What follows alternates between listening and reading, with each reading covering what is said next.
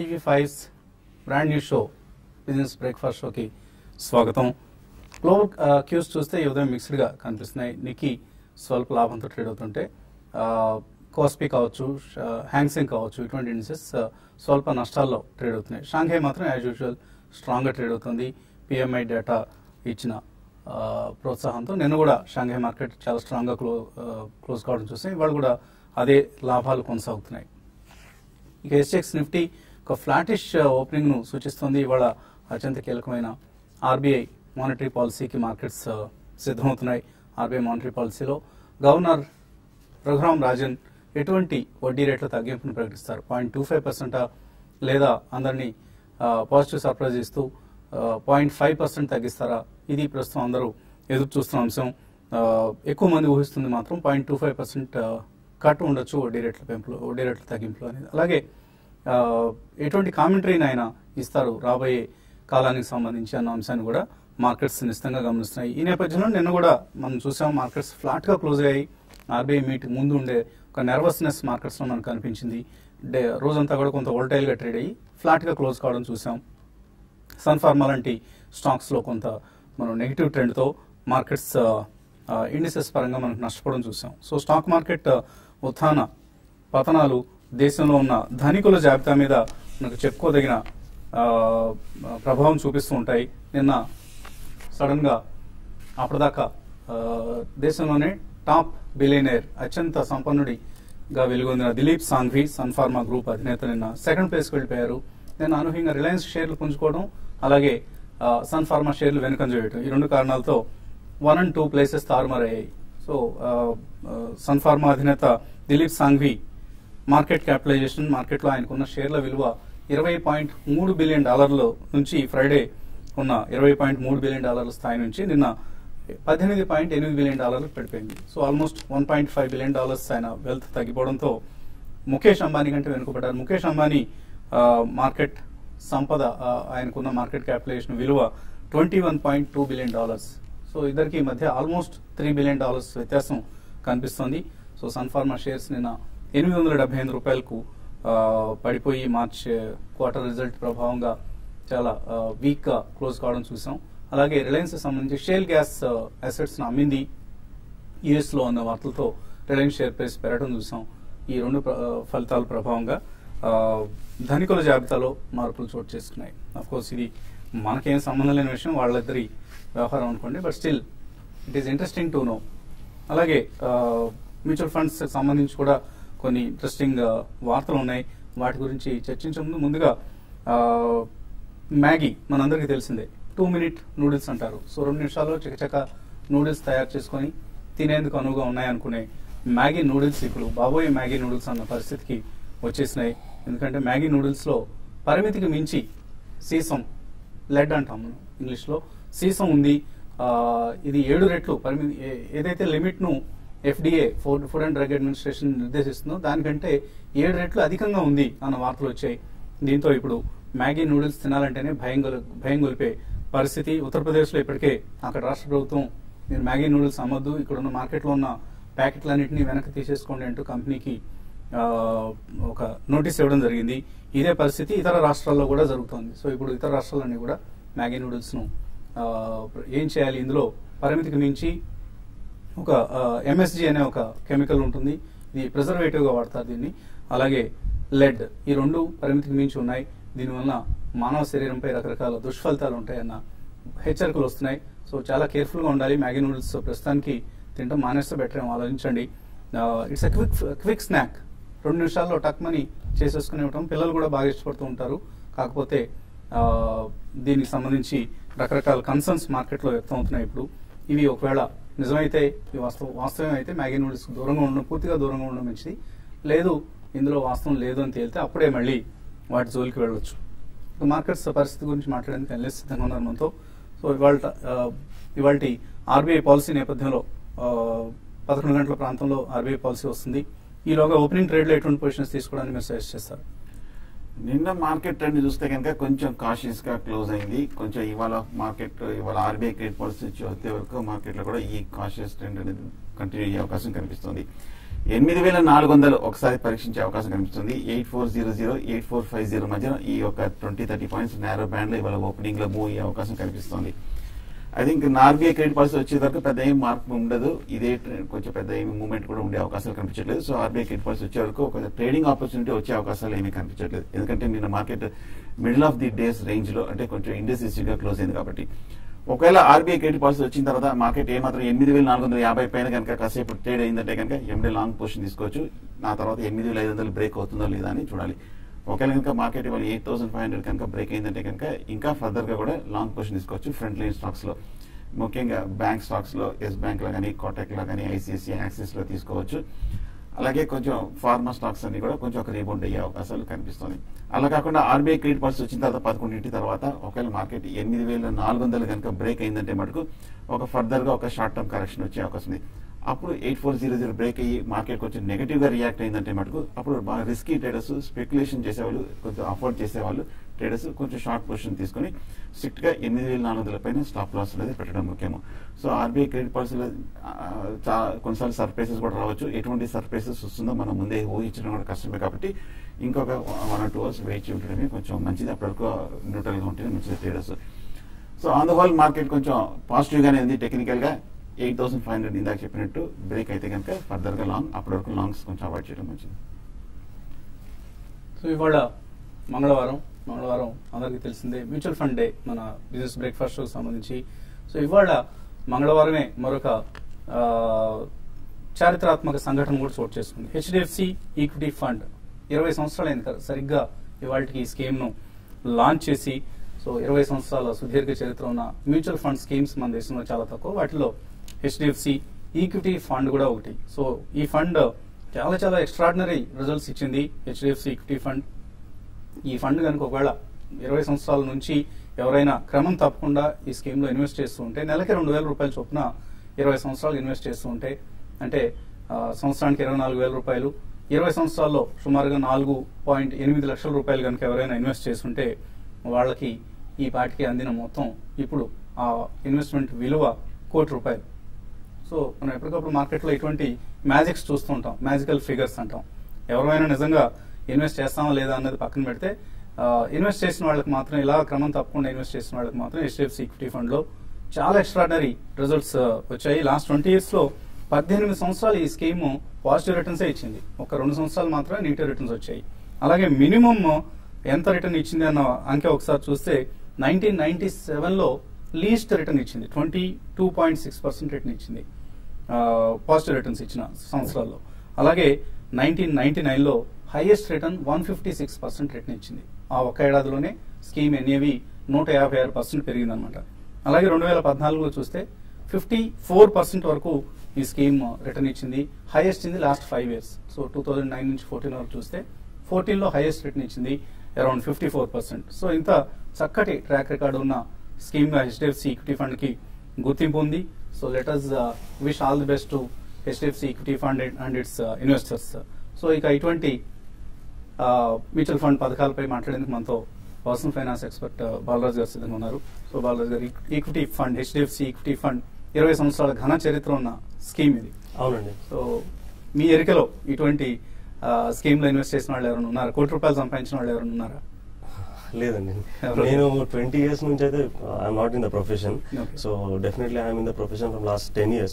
నేను 92లో మార్కెట్స్ లో ప్రవేశించడం జరిగింది చిన్న ఇన్వెస్టర్ గా. సో అప్పటి నుంచి అంటే నేను వచ్చిన తర్వాత అఫ్ కోర్స్ ఐ థింక్ 95 లో వచ్చింది అనుకుంటాను ఈ scheme. Still 20 years is a very long term in terms of mutual funds. Right, we have a number of examples అండి. If you stay invested for long term, అన్ని fund houses లో ఉంటాయి, ఇలాగా అన్ని ఫండ్ హౌసెస్ లో ఉంటాయి, ICICI Prudential లో ఉంటాయి. సో అందరికి ఇటువంటి కాన్సెప్ట్ ఉంది. మనకు చాలా ఎగ్జాంపుల్స్ ఉన్నాయి. సో ఇట్స్ ఎ రీఐటరేషన్ దట్ మనము లాంగ్ టర్మ్ ఇన్వెస్ట్మెంట్ చేసుకుంటే కనుక వెల్త్ ఖచ్చితంగా క్రియేట్ అవుతుంది. మనం ఫ్యాన్సీగా ఏమీ చేయాల్సిన అవసరం లేదు. కొన్ని మంచి ఫండ్స్ సెలెక్ట్ చేసుకొని అందులో రెగ్యులర్ గా ఎస్ఐపి మోడ్ లో ఇన్వెస్ట్మెంట్ చేసుకుంటే, లంసమ్ అమౌంట్ ఇన్వెస్ట్మెంట్ చేయాలంటే ఎస్టీపీ మోడ్ లో చేసుకుంటే wealth can always be created. మంచి పోర్ట్ఫోలియో సెలెక్ట్ చేసుకొని రెగ్యులర్ గా రివ్యూ చేసుకొని మంచిగా లేని ఫండ్స్ ని తీసేసి మంచిగా పర్ఫార్మ్ చేసే ఫండ్స్ ని మనం పిక్ చేసుకున్నామంటే wealth can always be created and goals ఏమైతే ఉన్నాయో అవి ఎఫిషియెంట్ గా మనము అచీవ్ చేసుకోవచ్చు. హెచ్డిఎఫ్సి ఈక్విటీ ఫండ్ గురించి మాట్లాడితే it's a multi cap fund and multi cap funds have been doing really well. ఎందుకంటే మనకు లాస్ట్ 2 weeks బ్యాక్ కూడా మల్టీ క్యాప్ ఫండ్ గురించి మనం మాట్లాడాము. సో అందులో సెక్టర్ ఎక్స్పోజర్స్ అనేవి చాలా ఉంటాయి. మనకి లార్జ్ క్యాప్ లో 12 ఉంటాయి, మిడ్ క్యాప్ లో 16 ఉంటాయి. ఓవరాల్ గా మల్టీ క్యాప్ లో చూసుకుంటే మనకు 18 సెక్టర్స్ కి ఎక్స్పోజర్ ఉంటుంది. And that's the reason HDFC equity fund has done really well over so many years. So మొన్న ఐసిఐసిఐ ప్రుడెన్షియల్ paisa.com సంయుక్తంగా నిర్వహించిన TV5 తో కలిసి నిర్వహించిన ఇన్వెస్టర్ సమిట్ కి మీరు హాజరయ్యారు. అవునండి. సో ఎటువంటి అనుభవం కనిపించింది? It was a unique experience అండి. అంటే ఇంతకుముందు అలాంటి ప్రోగ్రామ్స్ అటెండ్ అవ్వలేదు. సో నేషనల్ లెవెల్లో ఎలాగైతే ప్రోగ్రామ్స్ చేస్తూ ఉంటారో, so I felt that sort of an atmosphere and I congratulate TV5 for conducting such kind of programmes. And ఇంకా ముందు ఇంకా ఇంతకంటే ఎక్కువ ప్రోగ్రామ్స్ చేయాలని నేను మనస్ఫూర్తిగా కోరుకుంటున్నాను. డెఫినెట్లీ అండి. We're planning a series of such investor summits. That's a very good news. And ఇవాళ ఎటువంటి particular mutual fund scheme recommend చేస్తున్నారు? మనం ఇవాళ యూటీఐ ఈక్విటీ ఫండ్ గురించి మాట్లాడదామండి. సో ఇది కూడా చాలా పెద్ద చరిత్ర ఉన్న ఫండ్. 1992లో స్టార్ట్ అయింది, ఏప్రిల్ 1992లో స్టార్ట్ అయింది. But it was started as UTI master share. కాకపోతే ఇనీషియల్ గా దానికి పెద్దగా ట్రాక్ రికార్డ్ లేదు and actually negative track record ఉండేది. బట్ 2007 నుంచి అండ్ బట్ ఇనిషియల్ ఇయర్స్ లో పర్ఫార్మెన్స్ కొద్దిగా డౌన్ అవ్వడము and lot of negative news. Nostalgia గుర్తొస్తుంది. Master share, master plus, master gain అని 3 స్కీమ్స్ ఉండేవి. ఆ 3 స్కీమ్లు మ్యూచువల్ ఫండ్స్ అంటే అవే తెలుసు అప్పుడు. So UTI is what mutual funds in to India. So last 7 to 10 years నుంచి performance has been very good. Anoop Bhaskar గారు 2007 నుంచి ఎప్పుడైతే ఫండ్ మేనేజ్మెంట్ టేక్ ఓవర్ చేశారో ఈ ఫండ్ ది, అప్పటి నుంచి it is a turn around story అండి. And it's been doing really well. And దీని బెంచ్ మార్క్ వచ్చేసి S&P BSE 100. సో ఇందులో దాదాపు 70+ స్టాక్స్ ఉంటాయి and it is a large cap oriented stock. So general గా 80 to 85% లార్జ్ క్యాప్ ఎక్స్పోజర్ ఉంటుంది and మిగతా 15 to 20% average గా మనకు mid cap and small cap exposure తక్కువగా ఉంటుంది. So 15 to 20% mid cap and small cap exposure ఉంటుంది. And top holdings ఇందులో మనకి HDFC Bank, Infosys and ICICI Bank, Tata Consultancy Services and Reliance Industries, these are the top pics అండి. And ఇది cyclical and financial sectors లో overall గా 45% వరకు investment చేస్తుంది. And మనం one more example of wealth creation మాట్లాడితే ఇక్కడ ఎవరైతే 10,000 rupees per month last 10 years లో ఇన్వెస్ట్మెంట్ చేస్తే ఈ ఫండ్ లో it would have accumulated 12 lakhs overall గా ఇన్వెస్ట్మెంట్ అయ్యేది and it would have accumulated to 29,58,000 rupees. Okay. So it has grown almost 160 to 170% SIP. So last 10 years లో performance has been last 7 to 8 years లో performance has been really good. So ఇదే కాకుండా ఎప్పుడైతే bearish markets లో మనం 2001 లో చూసాము, 2008 లో చూసాము, 2011 లో చూసాము, బేరిష్ మార్కెట్స్ లో కూడా ఈ ఫండ్ అనేది ఫాల్ అనేది తక్కువగా ఉంటుంది. సో అండ్ లాస్ట్ 1 year లో ఇది దాదాపు 30% రిటర్న్ ఇచ్చింది. లాస్ట్ 3 years లో 26% return and last 5 years, these are all compounding returns అండి. లాస్ట్ 5 years లో 16.53% రిటర్న్ అండ్ లాస్ట్ 10 years లో ఆల్మోస్ట్ 17.79% రిటర్న్ ఇచ్చింది. So it has beaten the benchmark BSE 100 beat చేస్తూ వచ్చిందనమాట. ఓకే. సో ఎనీవే ఇవాళ మనం 20 years celebrate చేసుకుంటున్న equity fund HDFC equity fund తో పోలిస్తే కొద్దిగా దీనిలో అండర్ పెర్ఫార్మెన్స్ కనిపిస్తుంది. Both are benchmark different bench mark. Caller line లో ఉన్నారు, ప్రవీణ్. హలో. మార్నింగ్ అండి, అడగండి ప్రవీణ్. నమస్కారం అండి. యాక్చువల్గా ఇది నా పేరు ప్రవీణ్, విజయవాడ నుంచి. నేను రీసెంట్ గా ఇది మ్యూచువల్ ఫండ్ స్టార్ట్ చేశానండి. ఓకే అండి. ఓకే. ఈక్విటీ ఫండ్ అది ఏంటంటే మన మంత్లీ 5,000 పే చేస్తున్నాను. ఒకటి రిలయన్స్ మ్యూచువల్ ఫండ్, ఒకటి ఫ్యాన్సీ టెంపిల్టన్, మూడోది మన HDFC. నేమ్స్ చెప్తారా అండి? ఏమండి? స్కీమ్ నేమ్స్ చెప్పండి. నేమ్స్ చెప్తారా? అర్థం కాదండి. స్కీమ్ నేమ్ రిలయన్స్ అని చెప్పారు. రిలయన్స్ లో ఏ స్కీమ్ అండి? స్కీమ్ పేరు తెలియదు. సర్టిఫికేట్ ఏజెంట్ ద్వారా పే చేస్తున్నాం మనము. ఓకే, నో ప్రాబ్లం, చెప్పండి. అంటే 15 years టర్మ్ పెట్టుకున్నానండి నేను.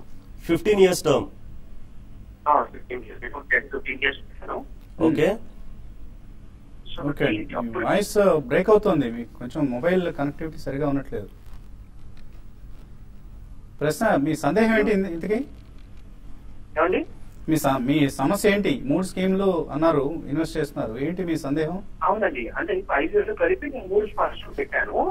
ఇప్పుడు ఈ 15 ఏళ్ళకి దీనికి ఒక రిటర్న్స్ ఏ విధంగా ఉండొచ్చు? స్కీమ్ పేరు చెప్పాలి, నేను స్కీమ్ నేమ్ చెప్పకపోతే మనం జడ్జిమెంట్ ఇవ్వడం కష్టం కదా. ఓకే, మీరు తీసుకున్న 3 ఫండ్లు ఏమైతే ఉన్నాయో అవి డైవర్సిఫైడ్ ఫండ్స్ అయితే, థిమాటిక్ ఫండ్స్ కానీ సెక్టోరియల్ ఫండ్స్ కానీ కాకపోయి ఉంటే ప్యూర్ డైవర్సిఫైడ్ ఫండ్స్ ఉండి మంచి ట్రాక్ రికార్డ్ ఉన్న ఫండ్స్ మీరు ఎంచుకున్నట్టయితే 15 సంవత్సరాల వరకు మీరు ఇన్వెస్ట్మెంట్ చేస్తే దాదాపు మనం మ్యూచువల్ ఫండ్స్ లో 15% వరకు రిటర్న్ ఎక్స్పెక్ట్ చేయొచ్చు. యాక్చువల్గా ట్రాక్ రికార్డ్ చూపించేది ఏంటంటే మనకి 15% కంటే ఎక్కువ వచ్చాయి రిటర్న్స్, బట్ ఎక్స్పెక్టేషన్ వచ్చేసి మనకి 15% ఉండాలి, అంతకంటే ఎక్కువ వస్తే it is a bonus for us.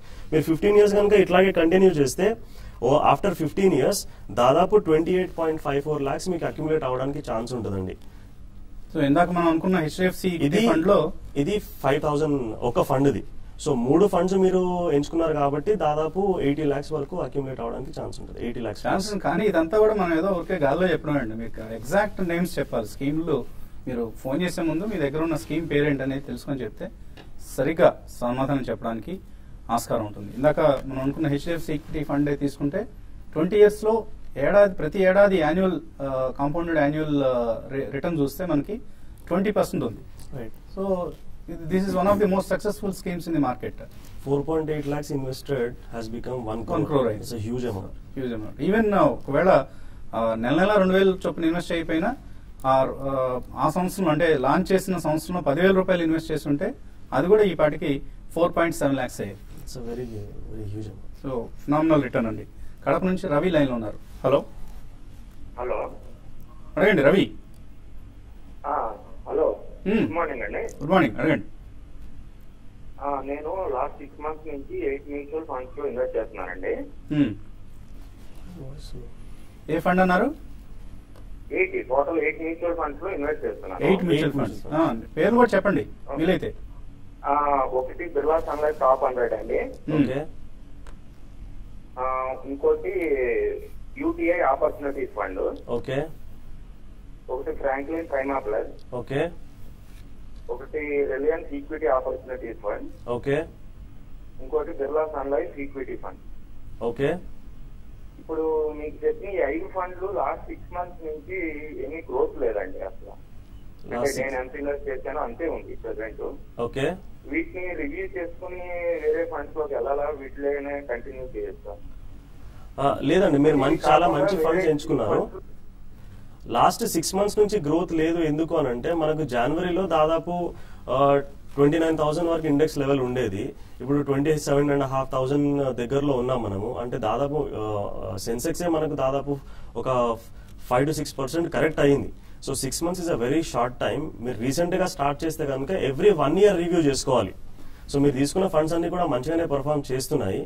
And 1 year తర్వాత మీకు ఏదైనా ఫండ్ మంచిగా చేయలేదనుకోండి, అది స్టాప్ చేసి వేరేది స్టార్ట్ చేసుకోవాలి. అందులో నుంచి డబ్బులు తీయకూడదు, అది స్టాప్ చేసి వేరేది తీసుకోవాలి. అండ్ ఇంకొక 1 year ఛాన్స్ ఇవ్వాలి. ఓవరాల్ గా మీరు 2 years ఛాన్స్ ఇవ్వాలి దానికి. అప్పటికి కూడా మంచిగా చేయకపోతే then you can take that amount out and వేరే దాంట్లో ఇన్వెస్ట్మెంట్ చేసుకోవచ్చు. ఎందుకంటే మరి 1 year తర్వాత డబ్బులు తీసేస్తే షార్ట్ టర్మ్ క్యాపిటల్ గెయిన్స్ కూడా పడే అవకాశం ఉంటుంది. ఒకవేళ అది గెయిన్ కనుక వస్తే కొద్దిగా గెయిన్ ఉన్నా కానీ మీకు షార్ట్ టర్మ్ క్యాపిటల్ గెయిన్స్ రావడానికి అవకాశం ఉంటుంది. సో ఇవన్నీ ఫండ్స్ మీరు కంటిన్యూ చేసుకోండి, బాగానే పర్ఫార్మ్ చేస్తున్నాయి. లాంగ్ టర్మ్ లో మంచి ట్రాక్ రికార్డ్ ఉంది, ఫ్యూచర్ లో కూడా మంచిగా పర్ఫార్మ్ చేసే అవకాశం ఉంది. అలాగే ఈమెయిల్స్ కూడా అందే. సునీల్ కుమార్ అడుగుతున్నారు, ఐఆర్బి ఇన్ఫ్రా, ఐసిఐసిఐ బ్యాంక్ ఈ 2 జూన్ ఫ్యూచర్స్ తీసుకుందాం అనుకుంటున్నారు, తీసుకోవచ్చు? ఐఆర్బి ఇన్ఫ్రా మటుకు అవాయిడ్ చేయండి. ఎందుకంటే మనం లాస్ట్ 1 week గా చూస్తే కనుక 210 రూపాయల నుంచి 250 రూపాయలకి 40-50 రూపాయలు బాగా పెరగడం జరిగింది. ఈ లెవెల్లో స్ట్రాంగ్ రెసిస్టెన్స్ ఉంది. ఇక్కడ నుంచి కొంచెం కరెక్షన్ వచ్చే అవకాశం ఉంది కాబట్టి అవాయిడ్ చేయడం మంచిది. కానీ ఐసిఐసిఐ బ్యాంక్ చూస్తే కనుక లాస్ట్ కపుల్ ఆఫ్ వీక్స్ గా బాగా కొంచెం కన్సాలిడేషన్ అయ్యి ఈ 2-3 రోజులుగా కొంచెం రికవరీ రావడం జరిగింది. కొంచెం డిప్లో అంటే ఈ లెవెల్లోనే మీరు ఐసిఐసిఐ బ్యాంక్ తీసుకోవచ్చు. కాకపోతే వాళ్ళ ఆర్బీఐ క్రెడిట్ పాలసీ ఉంది, ఏమాత్రం పాజిటివ్ గా రియాక్ట్ అయిందంటే లాంగ్ పొజిషన్ తీసుకోవచ్చు. తణుకు సత్యనారాయణ అడుగుతున్నారు, జేబీఎం ఆటో 247, గ్రాన్యూల్స్ ఇండియా 83 కొన్నారు, లాంగ్ టర్మ్ ఇన్వెస్టర్, యావరేజ్ చేసుకోవచ్చు, సెల్ చేయొచ్చా ఇక్కడ? జేబీ మోటార్స్ సెల్ మటుకు చేయడం మంచిది కాదండి, ఎందుకంటే లాస్ట్ 6 months గా కొంచెం వీక్ గానే ఉంది పెర్ఫార్మెన్స్. టెక్నికల్ గా కొంచెం కన్సాలిడేషన్ అవుతుంది, ఈ లెవెల్ నుంచి పెద్ద డౌన్ సైడ్ రిస్క్ లేదు. సో జేబీ మోటార్ ప్రస్తుతానికి హోల్డ్ చేయండి. ఏమైనా ఆటో ర్యాలీ వచ్చిందంటే కనుక తప్పకుండా పెర్ఫార్మెన్స్ వెల్ సపోర్టెడ్ స్టాక్ అనిపిస్తుంటుందండి. ఎప్పుడైనా వీక్ రిజల్ట్ ఇచ్చినప్పుడు కూడా స్టాక్ అంతగా పట్టలేదు, కాబట్టి పెద్దగా ప్రమాదమే లేదు మీకు జేబీఎం కౌంటర్ లో. గ్రాన్యూల్స్ పర్సెంట్ టెక్నికల్ గా ఈ లెవెల్ బాగా కన్సాలిడేషన్ ఉంది. ఈ మధ్య మనం చూసాము కొంచెం ఈ లెవెల్లోనే లాస్ట్ స్ప్లిట్ అయిన తర్వాత ఈ లెవెల్లో 85-95 రూపీస్ దగ్గర బాగా కన్సాలిడేషన్ అయ్యి నిన్న కొంచెం వాల్యూమ్స్ తోటి కొంచెం రివర్సల్ చూసాము. ఈ లెవెల్లో గ్రాన్యూల్స్ ఇండియా తీసుకోవచ్చు. ప్రసన్న కుమార్ అదాని ఎంటర్ప్రైజెస్ 690లో కొన్నారు, సో 100 shares కొన్నారు. Adani enterprises 80 quantity bounce. Somebody called me and told me by 1:1 you will get please. చాలా గందరగోళం ఇంగ్లీష్లో రాశారండి, బట్ అర్థమైంది ఏంటంటే మీరు కొన్నారు, తర్వాత తగ్గింది. ఎటువంటి విచారం అవసరం లేదు. అదాని ఎంటర్ప్రైజెస్ త్వరలోనే 4 కంపెనీలుగా స్ప్లిట్ చేయబోతున్న సంగతి అందరికీ తెలుసు. అదాని పోర్ట్స్, అదాని పవర్, అలాగే అదాని ట్రాన్స్మిషన్ అంటూ మరొక కొత్త కంపెనీ కూడా రాబోతుంది మార్కెట్లోకి లిస్ట్ చేస్తున్నారు దాన్ని కూడా. And Adani enterprises as such will continue, దానిలో కూడా కోల్ ట్రేడింగ్ యాక్టివిటీని అలాగే కంటిన్యూ చేస్తారు. సో 4 కంపెనీల షేర్లు మీకు అంతాయి, ఏం విచారించవద్దు, కొద్దిగా మీరు హోల్డ్ చేయండి. టెంపరీగా నష్టాలు కనిపిస్తున్నాయి ఈ రీస్ట్రక్చరింగ్ ఎక్సర్సైజ్ ప్రభావంతో. అదర్వైజ్ విచారించాల్సిన అవసరం లేదండి. గ్రూప్ చక్కటి ఎక్స్పాన్షన్ ప్లాన్స్ తో ముందుకు వెళ్తున్న గ్రూప్ అదాని ఎంటర్ప్రైజెస్. ఇంకా చాలా మెయిల్స్ మిగిలిపోయి సమయం మించిపోయింది. అలాగే ఇవాళ తెలంగాణ ఆవిర్భావ దినోత్సవం, అటువైపు ఆంధ్రప్రదేశ్లో నవనిర్మాణ దీక్షతో అక్కడ ప్రభుత్వం ముందుకు సాగుతున్నాయి. 2 రాష్ట్రాల ప్రజలకు కూడా శుభాకాంక్షలు తెలియజేస్తుంది టీవీ5. ఇది ఇవాల్టి బిజినెస్ బ్రేక్ఫాస్ట్ షో. మధ్యాహ్నం స్మార్ట్ ఇన్వెస్ట్లో మళ్ళీ కలుద్దాం.